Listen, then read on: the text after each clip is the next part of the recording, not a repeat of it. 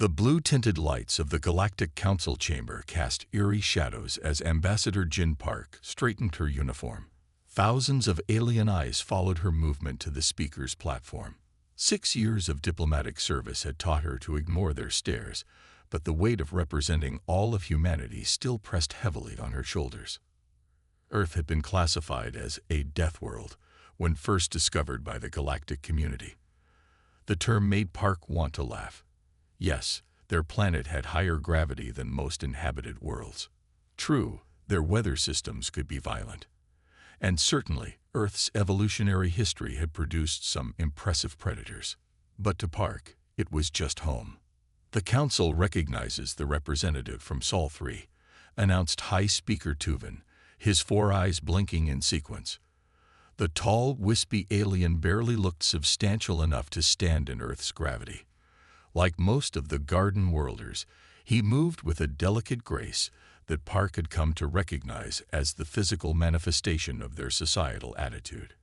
Fragile, cautious, and deeply uncomfortable with anything that threatened their carefully maintained equilibrium. Esteemed Council members, Park began, Earth again formally requests access to the Orion trade routes. Our vessels meet all safety requirements, our crews are fully certified, and traffic projections show minimal disruption to existing schedules. The same request, the 5th time. The previous 4 had been denied with increasingly thin excuses. Councillor Vez rose from his hovering seat. His translucent body glowed faintly with bioluminescence that pulsed quicker when agitated, as it was now. The human request has been considered, he said, voice projected through his translator with artificial calm. We find that humans lack sufficient experience with deep space traffic management. The Orion routes are particularly complex and require reliability. The pause before reliability said everything. Park maintained her polite smile while mentally counting to 10. The Council wasn't worried about human inexperience. Earth had been managing interplanetary shipping for decades before making contact. They were worried about the unpredictable Deathworlders having access to vital supply lines. Our records show 3 Earth vessels have already completed successful transit through secondary Orion corridors. Park countered. 0 incidents were reported. Test runs under supervision are not equivalent to regular access, replied Vez. The Council's decision stands. Director Moon Kim was waiting in the Earth Embassy when Park returned. The small office space allotted to humanity looked shabby compared to the grand ambassadorial suites given to species from the so-called Elder Worlds. Another denial, Park said, dropping her formal posture as the door closed. Same excuses. Kim nodded, sliding a cup of real coffee across the desk. A luxury in this sector. Expected, but still disappointing. Did they at least attempt new reasoning this time? Apparently we're not reliable enough. Park took a long sip of coffee. 3 perfect test runs, and they still claim we lack experience. Kim pulled up fleet reports on his screen. Meanwhile, they're perfectly happy to request Earth vessels for rescue operations in asteroid fields or radiation zones. Funny how our inexperience isn't an issue when they need something dangerous handled. Park rubbed her temples. It's not just the trade routes. Every request for technology sharing gets delayed. Research partnerships are denied, but they're quick enough to approve human mining operations in toxic environments. They fear us, Kim said quietly. Deathworlder is more than a classification to them. They can't understand how we survived our planet, so they assume we must be inherently dangerous, while simultaneously exploiting our physical advantages, Park added. A notification chimed on her tablet. Another council summons. The agenda showed discussion of cleanup operations for a radioactive spill in the Centauri sector. No prizes for guessing which species would be volunteered for that task. Keep smiling, Jin, Kim advised. We're playing the long game. Humanity didn't survive Earth by giving up when things got difficult. Commander Tahan stood motionless before the viewing window of mining outpost Sigma-7, watching human workers haul equipment across the sulfurous surface of Viridian 3. Their protective suits were thin compared to those used by other species, just enough to prevent immediate death from the caustic atmosphere. Through the transparent helmets, Han could see faces grimacing with effort as they moved machinery twice their body weight. The mining operations supervisor, a tall Kelvic named Dren, gestured proudly at the scene below. "Remarkable productivity from your people, Commander. They've exceeded extraction quotas by 30% this cycle. With the same pay as last cycle," Han noted flatly.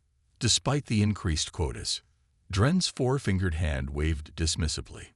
"Standard compensation packages apply to all workers, regardless of output."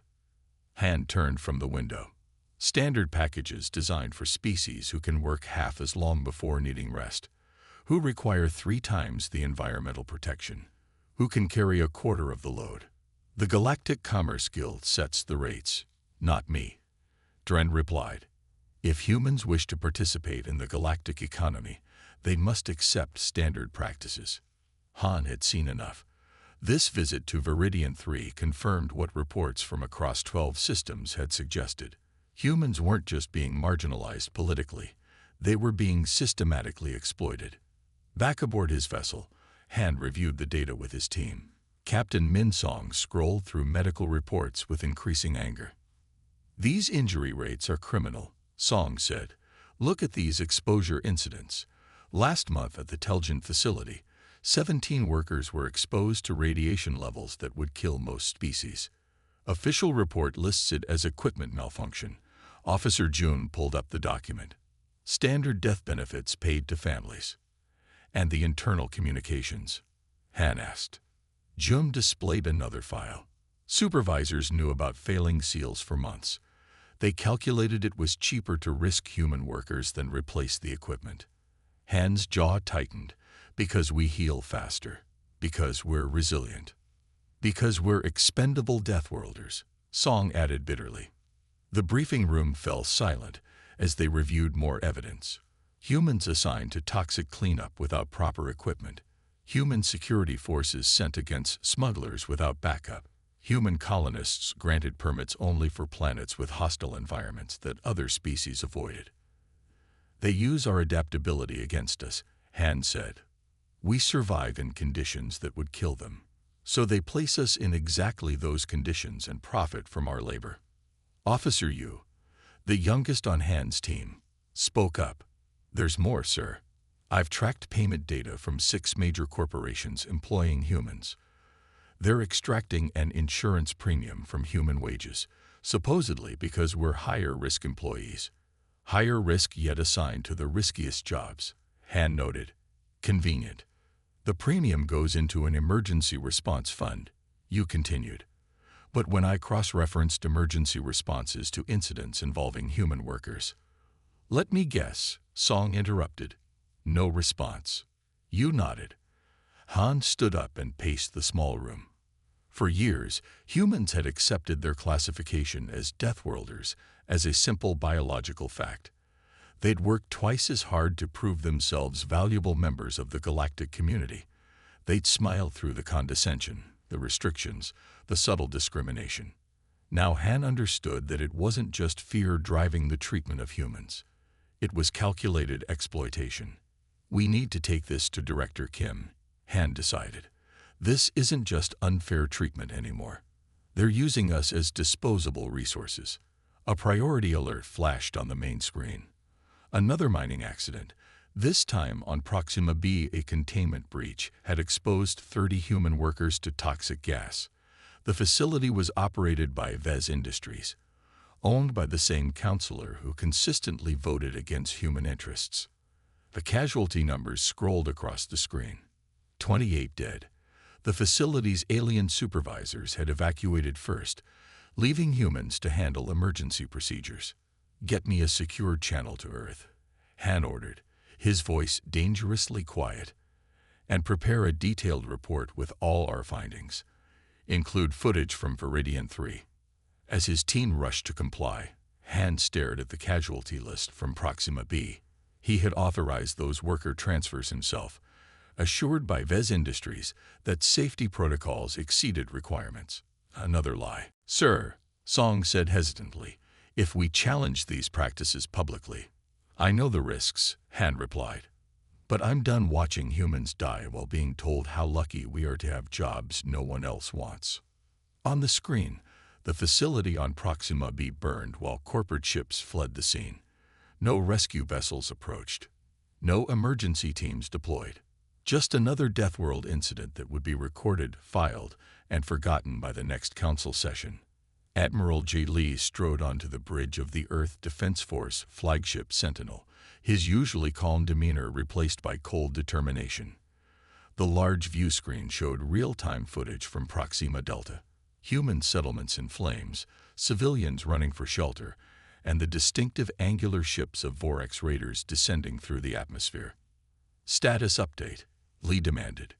Communications Officer Su-Yoon looked up from her station, face tight with anger.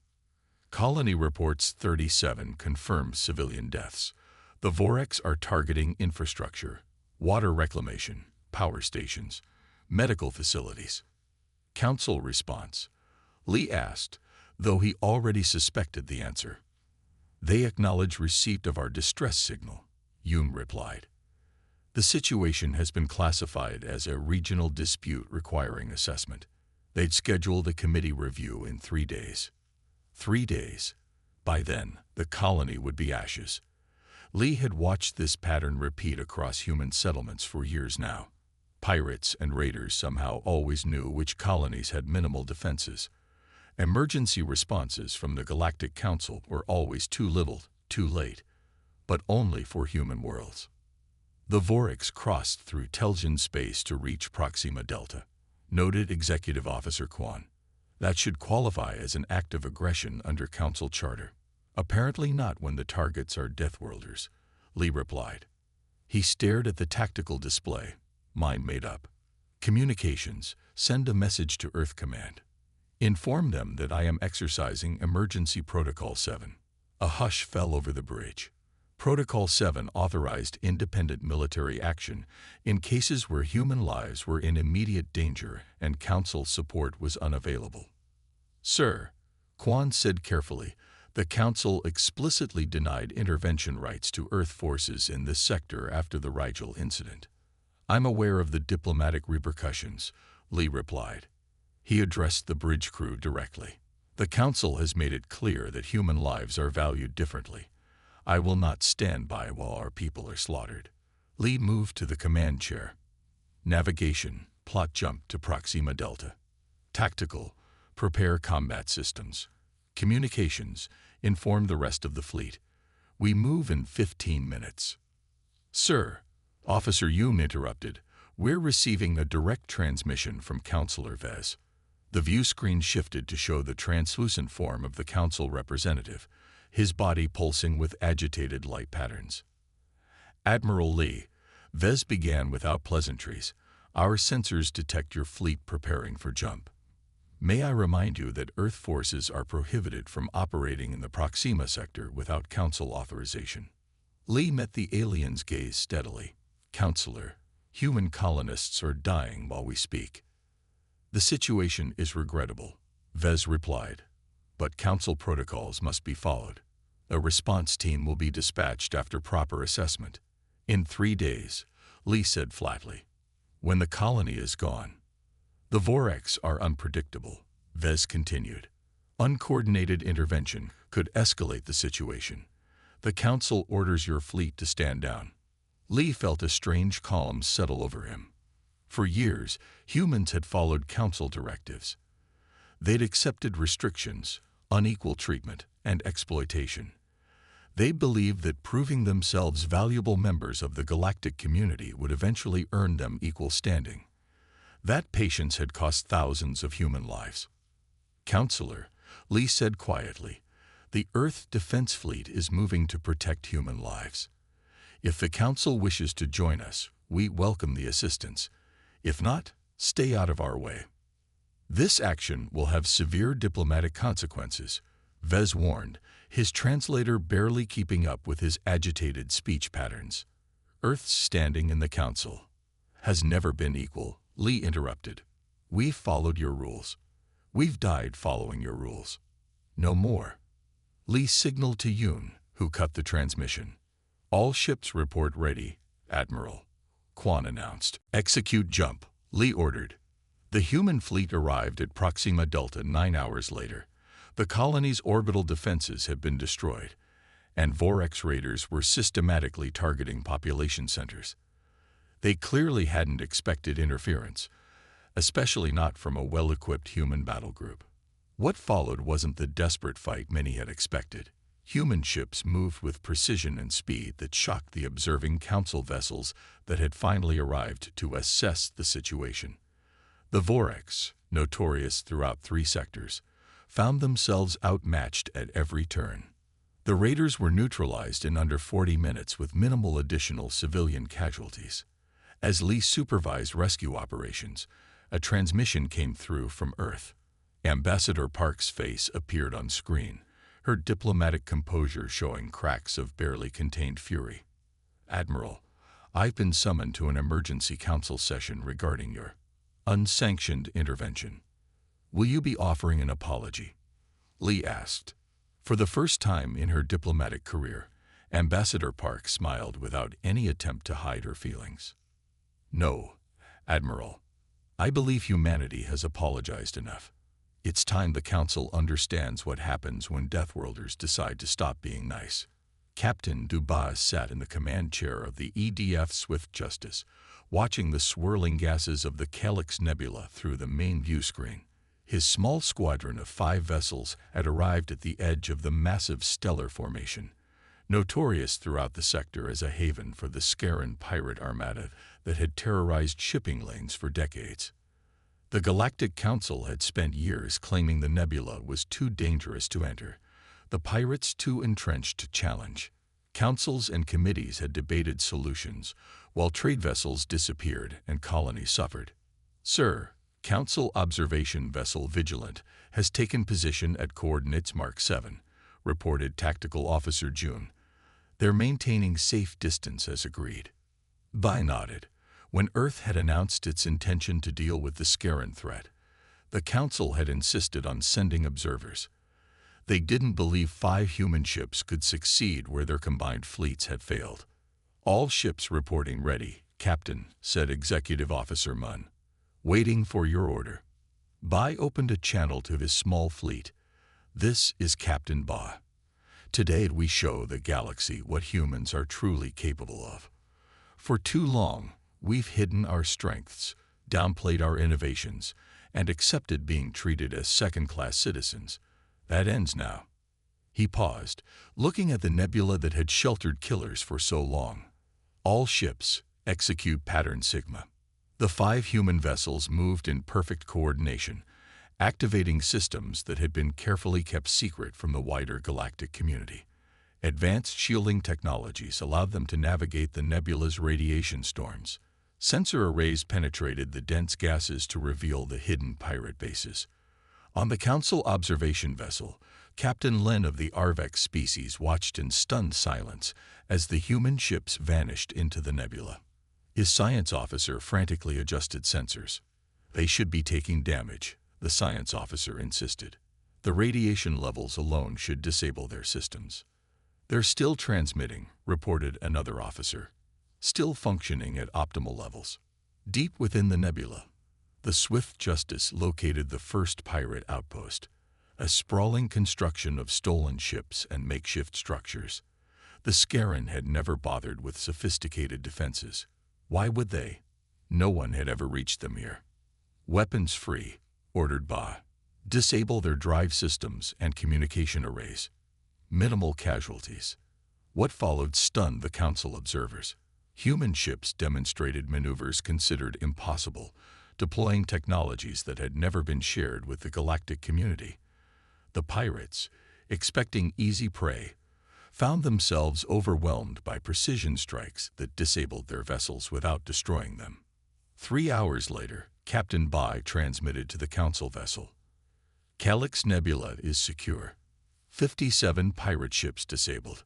314 pirates in custody. Request transport vessels for prisoners. Across Council space, similar demonstrations were unfolding.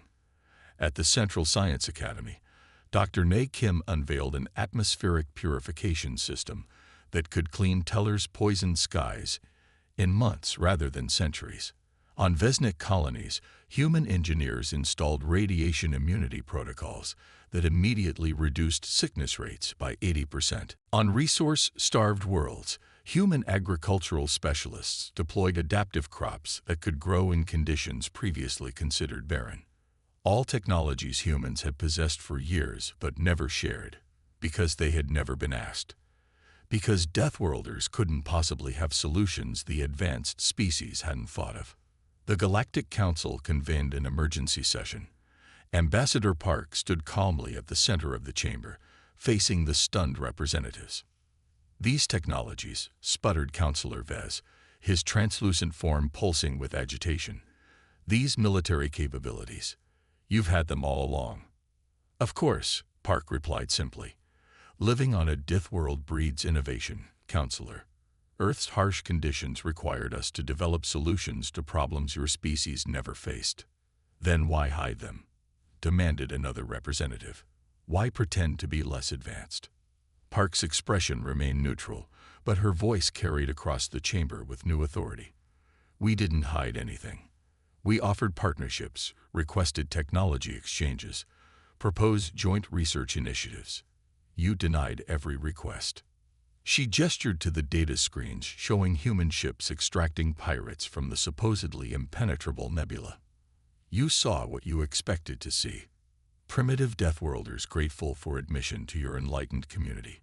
You placed us in the most dangerous environments, gave us the most hazardous tasks, and exploited our resilience while convincing yourselves you were being generous." Around the council chamber, representatives shifted uncomfortably. Some looked afraid. Others looked calculating, already considering how to benefit from these new human technologies. "What do humans want?" asked the High Speaker finally. "The same thing we've always wanted," Park answered. "Equal standing, fair treatment, respect for our people and our contributions." She paused, allowing her gaze to move deliberately around the chamber. "We've demonstrated a fraction of our capabilities today. We still desire peaceful cooperation with all species. But make no mistake, humanity will no longer accept being treated as expendable. The days of Deathworlders quietly accepting exploitation are over." 6 months after what many called the Deathworlder Declaration, former Counselor Vez walked through the busy halls of the Earth Embassy. The building had changed dramatically. Once a small, unimpressive office in a remote corner of the galactic hub, it now occupied the grand central tower that had previously housed the Elder Species Alliance. Vez, now serving as liaison to Earth rather than a High Council member, felt the stares of passing humans. They didn't show hostility, just a cool awareness that made him deeply uncomfortable. He'd never realized how intimidating it was to be truly seen. 2 human security officers nodded politely as they escorted him to Director Kim's office. The room offered a stunning view of the hub's gleaming spires and busy spacecraft lanes, many now filled with human vessels. Director Moon Kim rose from behind his desk as Vez entered. Kim's handshake was gentle, calibrated perfectly for Vez's more fragile physiology. That careful control somehow made Vez more anxious than any show of strength would have. "Thank you for coming, Counselor," Kim said. "Former Counselor," Vez corrected, his translator struggling to convey the complex emotions in his voice. "Much has changed." Kim gestured to a chair designed for Vez's species, one of many accommodations humans now insisted upon for all visitors. The irony wasn't lost on either of them. "The trade agreements have been finalized," Kim said, sliding a data tablet across the desk. "All 17 systems have signed." Vez reviewed the document, noting the favorable terms for his people despite everything. "Your terms are more generous than expected." "Humans don't seek domination," Kim replied. "Only fair treatment." Vez placed the tablet down carefully. The question that had haunted him for months finally escaped. "I must know, why did humans endure such treatment for so long?" "You clearly had the capability to force changes years ago." Kim considered the question. We hoped to be accepted through cooperation rather than fear. We wanted to be valued for our contributions, not our capabilities. But you must have known how you were being used. Vez pressed. The dangerous assignments, the exploitation of your physical advantages. We knew, Kim acknowledged. We believed patience would eventually earn us respect. And now, Vez asked quietly,